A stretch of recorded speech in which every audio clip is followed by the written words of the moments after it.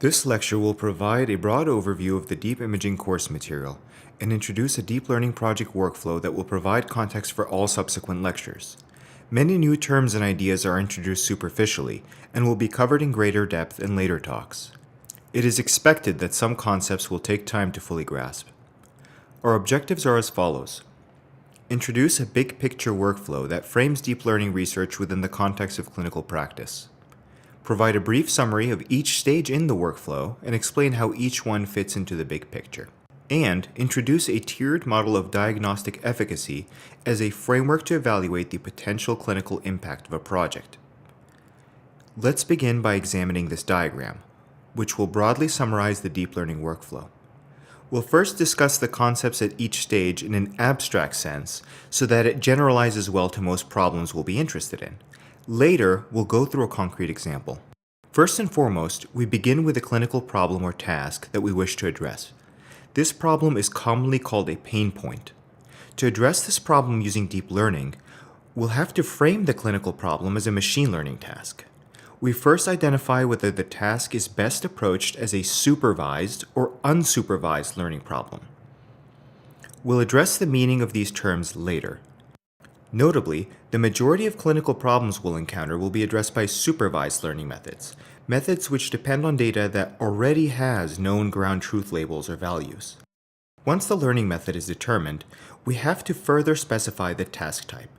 For example, we can further subdivide supervised learning problems into classification or regression tasks. These tasks have the respective goals of predicting class labels or numerical values given the input data. Once our clinical problem has been clearly specified as a machine learning task, we then will need to collect our data in a format best suited to address the task. In general, data is structured in the following manner. We have a set of input data, signified as big X, which consists of multiple individual examples.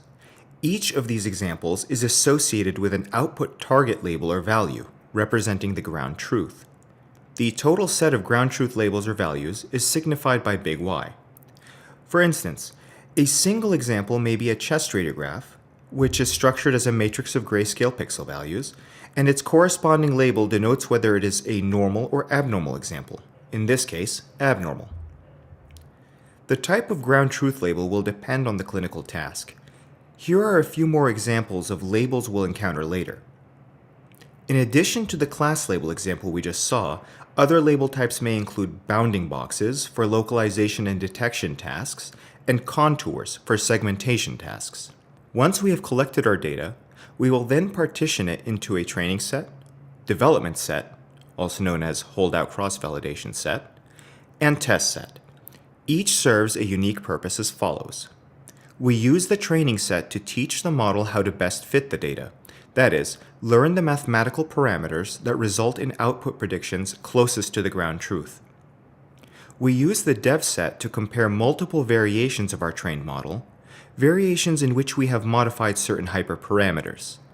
Hyperparameters, in distinction to parameters, are aspects of the model which are not learned during the training process, but are manually tweaked by us. Both parameters and hyperparameters are important for model performance. Finally, once we have chosen the model variation that has performed best on our development set, we then wish to evaluate this model's performance on previously unseen data, which will give us an approximation of how well the model will perform in the real world. This is the purpose of the test set.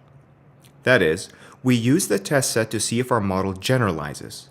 In distinction to models which generalize well, models which perform poorly on test data but well on training data have likely overfit the training data.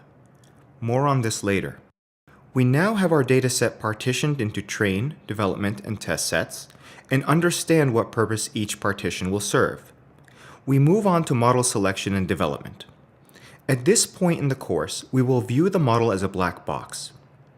We understand it as a complex mathematical function which takes in an example of data and outputs a predicted label or value, depending on the problem type. Of course, the goal is to have the predicted output closely match the ground truth target. Note that we have used the word prediction, which implies a degree of uncertainty. Thus, to fully make sense of our model's predictions, we will need to understand concepts central to quantifying uncertainty. For example, probability, likelihood, and odds. These fundamentals will be covered early on in the course, within the context of clinical decision-making. Again, our model can be viewed as a black box early on, which will be unpacked later. Ultimately, our focus is on our model's clinical relevance, so we are best served by first deeply understanding how to specify a clinical problem as a machine learning task, and then selecting appropriate evaluation metrics given the task. Skipping this step in favor of premature attempts to unpack the black box will only muddy our thinking. Having said that, it's worth mentioning by name the most common model architectures we will encounter. In this course, standard or vanilla neural networks will aid in our understanding of neural network basic architecture and principles. Convolutional neural networks stand out as a state-of-the-art deep learning model architecture for machine vision tasks, an area of particular interest in medical imaging. Recurrent neural networks will be useful for tasks involving sequence or time series data. For example, using natural language processing to mine relevant information from radiology reports or clinical notes. We now have chosen our model architecture, trained the model, tweaked its hyperparameters, and now wish to evaluate its performance on some test data. How do we begin to assess the performance of our model? We can use the 6 tiers of diagnostic efficacy to structure our thinking about the performance and clinical relevance of our model. Most projects will fall within this region. Note that moving down the table indicates an increased clinical impact. At a minimum, we hope that our model can make accurate predictions. We will discuss specific measures of diagnostic accuracy in a later lecture. Ideally, our model's predictions would result in an impact on diagnosis, or even better so, affect therapeutic choices. It can be difficult to directly link the results of a diagnostic test to increased length or quality of life, but this is an ideal, and is correspondingly highlighted in green. Let's make a specific mention of the categories on the table periphery. Despite residing on a lower tier on the table, technical capacity is no less interesting an area of focus. Several groups are utilizing deep learning models to improve image quality without having to make sacrifices in increased scanner time or patient radiation dose, which is of substantial clinical interest. In regards to the societal outcomes category, one can envision projects aimed at automatically triaging the radiology work list and placing the most urgent scans at the top. Or perhaps automatically protocoling a study on the basis of the given patient history. Projects such as these have the potential for significant cost and time savings and are just beginning to be addressed. That was quite a bit of information. Let's use a concrete example to briefly cement these concepts. For our clinical task, we wish to categorize a chest radiograph as normal or abnormal. We identify that this is a classification task, and thus would be well suited for a supervised learning approach. We collect the data, which consists of multiple chest radiographs, and assign each radiograph a ground truth label. Of note, our model will more likely deal with a data representation of this sort, a matrix of pixel values. In this case, each column represents a single radiograph, and each row represents a pixel value within that image. Each example is associated with a label. Now it's time to choose a model architecture. Because our clinical task involves image data, we choose a deep learning model particularly well suited to this task, a convolutional neural network.